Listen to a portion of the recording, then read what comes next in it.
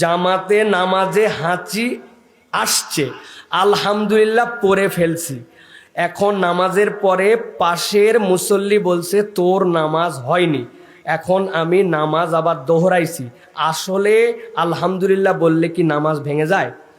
প্রিয় ভাইরা, প্রথম কথা হচ্ছে যে আমরা তো হাঁচি ফেললে আলহামদুলিল্লাহ বলি, এখন এই আল্লাহর বান্দা নামাজের মধ্যেও হাঁচছ আলহামদুলিল্লাহ বলে ফেলছে, এখন তার নামাজ ভাঙছে না ভাঙে নাই? যেই ব্যক্তি বলছেন তার নামাজ ভেঙে গেছে উনি মাসালা জানেন না।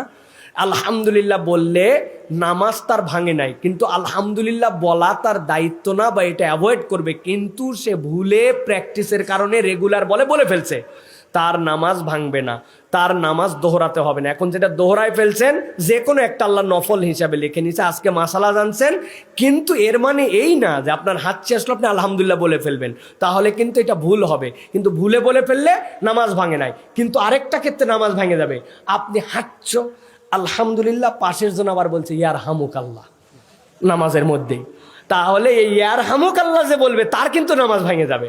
সুতরাং এইটা আমাদের প্র্যাকটিসের মধ্যে রাখা যাবে না নামাজের ভিতরে। তবে এটা একটা গুড মুসলিমের পরিচয় যে আলহামদুলিল্লাহ সে বলে এমন অভ্যাস হয়েছে যে নামাজের ভিতরেও বাদ দিতে পারে না, ঠিক না ভাই?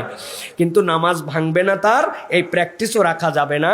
আশা করা যায় আপনার উত্তর পেয়েছেন।